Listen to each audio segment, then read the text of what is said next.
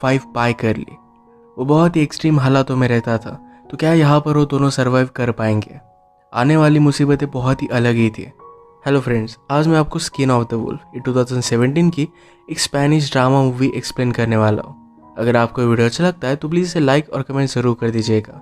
और बिना किसी देरी के एक्सप्लेनेशन स्टार्ट करते हैं। मूवी स्टार्ट होती है और हम हमारे मेन कैरेक्टर मार्टिनन को एक बहुत ही रिमोट से माउंटेन्स में देखते हैं। उसका काम ही वही पर था, तो अपनी भूख मिटाने के लिए वो एक डियर की हंट करता है। उसका एक्चुअल काम है वुल्फ की शिकार करना, स्किन निकाल कर उसे सेल कर देना। माउंटेन में बहुत ही ज़्यादा ठंड होती है और वहाँ पर सर्वाइव करना बहुत ही हार्ड है। इस ठंड की वजह से जिस गांव में वो रहता है, वहाँ के सारे लोग कहीं और रहने के लिए चले गए हैं। उसने अपने लिए कुछ शिप्स को भी पाल कर रखा है, उनका भी वो ख्याल रखता है, पानी गर्म करता है, अपना खाना खुद बनाता है। दिन भर शिकार करने के बाद रात में वुल्फ की स्किन पर वो काम करता है। ऐसे ही अकेला उसका पूरा विंटर बीत गया। फाइनली वुल्फ की सारी स्किन लेकर गांव में आने के लिए रेडी हो गया। रास्ता बहुत ही लॉन्ग था और उसमें बहुत सारी डिफिकल्टीज थी। एक रात उसे गुफा में बितानी पड़ती है। वो फाइनली गांव में आया और गांव के बारटेंडर ने उसे वेलकम किया। जिस बिजनेसमैन को मार्टिनोन सेल करने वाला था उसको बुला लेते हैं। इस बार मार्टिनोन ने अपनी प्राइस बढ़ा दी थी। वो कहता है इन वुल्फ्स में से 2 वुल्फ ये लेडीज थे, वो प्रेग्नेंट थी और नेक्स्ट ईयर मुझे कम वुल्फ्स मिलेंगे। इसी वजह से सप्लाई कम हो जाएगा और वो ज़्यादा चार्ज करता है। बिजनेसमैन ने बात मान ली और इसे वो परचेस कर लेता है। रात में बारटेंडर ने मार्टिनन से पूछा कि तुम्हारे डॉग का क्या हुआ।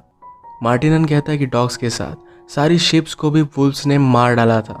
वो फिर से नया डॉग नहीं पालना चाहता क्योंकि ट्रेन करने में उसे बहुत टाइम लग जाएगा।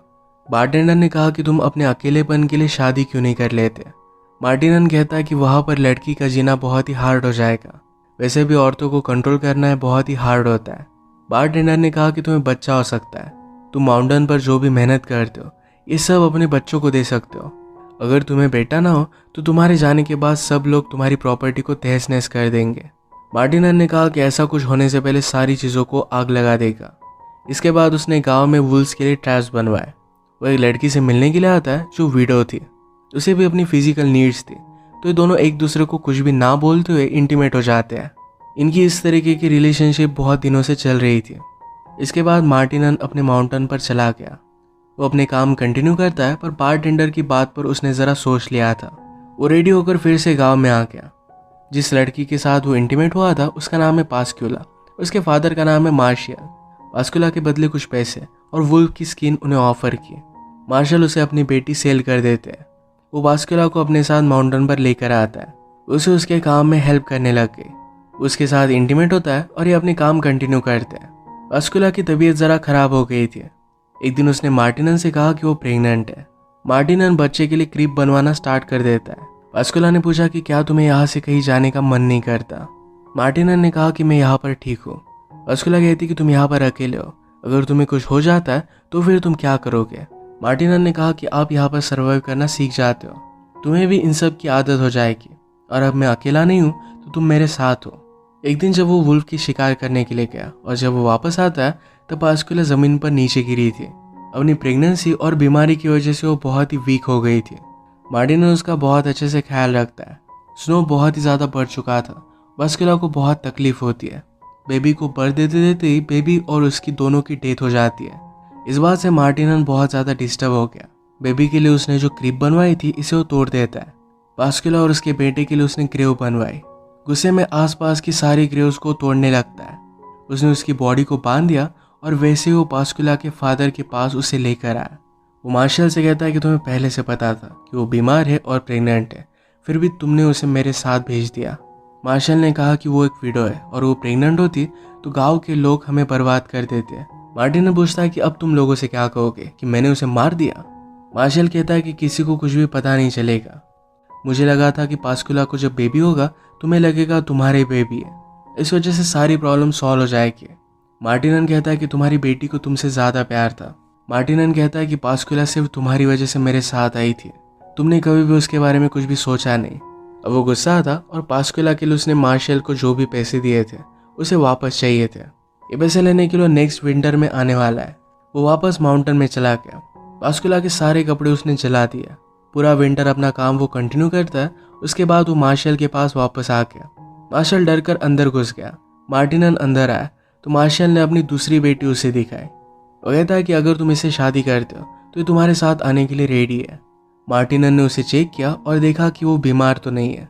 उसके बाद उसे एक्सेप्ट करता है। अगले दिन उनकी शादी हो गई। इस लड़की का नाम था एडेला।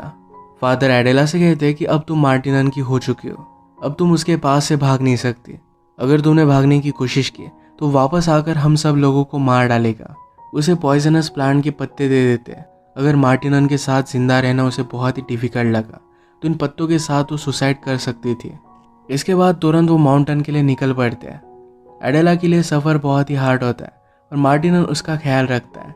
एडेला को ज़्यादा तकलीफ ना हो तो उसका सारा सामान भी उसने ही कैरी किया। एक रात वो उसके साथ इंटीमेट हो गया। वो बहुत ही फोर्सफुल था। एडेला ने यहाँ के रूटीन में एडजस्ट होने का ट्राई किया। कुछ दिनों के लिए मार्टिनन नीचे जा रहा था। एडेला कहती है कि अगर मेरे मदर और फादर से तुम्हारी बात हुई तो उन्हें बताना कि मैं ठीक हूँ। मार्टिनन ने कहा कि यहाँ पर रहना तुम सीख जाओगे। सारी चीज़ों को एडजस्ट करना ज़रा हार्ड है पर इतना बुरा भी नहीं है। वो जाते जाते कह कर गया कि अपना ख्याल रखना क्योंकि यहाँ पर स्नेक्स निकलते रहते हैं। एडेला को रात में अकेले सोने में बहुत ही डर लगता है। वो एक दिन आसपास घूम रही थी और वहाँ पर उसे पास्कुला उसके बेटे की ग्रेव दिखी। उसे पता नहीं था कि पास्कुला को एक बेटा भी हुआ था। इस बात से वो बहुत ही ज़्यादा डिस्टर्ब हो जाती है। मार्टिनन वापस आया। एडेला की मदर ने उसके लिए गिफ्ट भेजा था। ये फिर से वही पॉइजनस पत्ते थे। एक दो दिन एडेला मार्टिनन से कुछ भी पूछती नहीं। वो अपने कामों में बिजी हो गई थी पर उससे रहा नहीं जाता। उसने कहा कि पास्कुला के पास एक छोटी ग्रेव भी थी, क्या तुम्हारा बेटा भी था? मार्टिनन ने कहा कि वो ज़मीन में सिर्फ होल्स है, उसका कोई भी मीनिंग नहीं है। इस बात से एडेला अपसेट हो जाती है। मार्टिनन ने कहा कि तुम्हारे फादर ने तुम्हारी सिस्टर को ऐसे ही भेज दिया। वो बीमार थी और प्रेग्नेंट थी और इसी वजह से उसकी डेथ हो गई। एडेला इस बात पर बिलीव नहीं करती और वो मार्टिनन को बहुत हेट करती है। वो बहुत रोई। एक दिन उसने रियलाइज़ किया कि उसका पेट निकल रहा है और वो प्रेग्नेंट है। इस बात से उसे बहुत ज़्यादा घिन आती है। ये वो मार्टिनन से छुपाना चाहती थी पर ये बात वो देख लेता है। अपनी प्रेगनेंसी की वजह से उसे बहुत ही वीक लगता है तो मार्टिनन उससे कुछ भी काम नहीं करवाता। उसका उसने ख्याल रखने का बहुत ट्राई किया।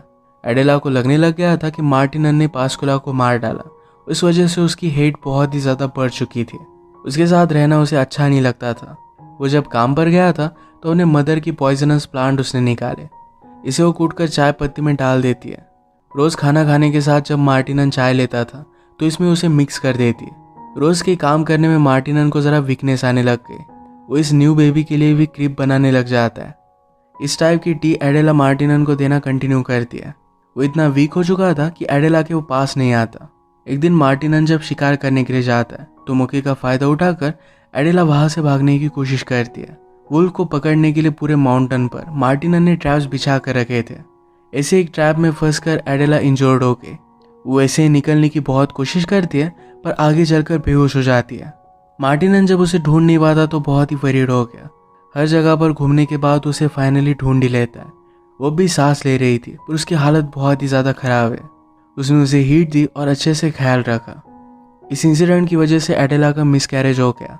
अच्छे से ख्याल रखने के बाद एडेला ज़रा ठीक हो गई। मार्टिनन समझ गया था कि अब वो उसके साथ नहीं रहना चाहती। उसे कहता है कि विंटर अब बढ़ने वाला है, दिन छोटे हो जाएंगे, अगर तुम्हें जाना है तो चली जाओ। एडेला बहुत रोई पर वो फाइनली फ्री थी। अगले दिन मार्टिनन उठा तो अकेला था। एडेला जा चुकी थी। वो अपने लिए टी बनाता है और फिर उसे शक आया कि शायद इस टी में कुछ हो सकता है। उसने सारे टी के पॉट्स को चेक किया, उसमें पॉइजनस प्लांट उसे मिल गया। वो समझ गया कि एडेला ने उसके साथ क्या किया था। उसने अपने होने वाले बेबी के लिए जो क्रीप बनाई थी इसे लेकर वो बैठ जाता है। उसे बहुत बुरा लगता है। उसकी हालत और भी ज़्यादा बिगड़ने लग गई थी। अगर उसकी डेथ हो जाती है तो जिन कोर्ट्स को उसने पाल कर रखा है उनका ख्याल कोई भी रख नहीं पाएगा, उनकी भी डेथ हो जाएगी और इसी वजह से उन्हें वो फ्री कर देता है। फाइनली सब चीज़ों के लिए उसे रोना आता है।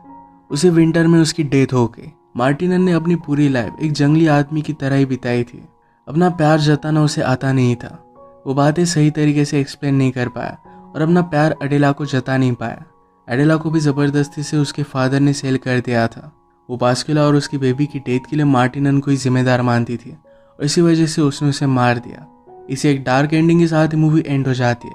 अगर आपको एक्सप्लेनेशन अच्छा लगा तो प्लीज़ इसे लाइक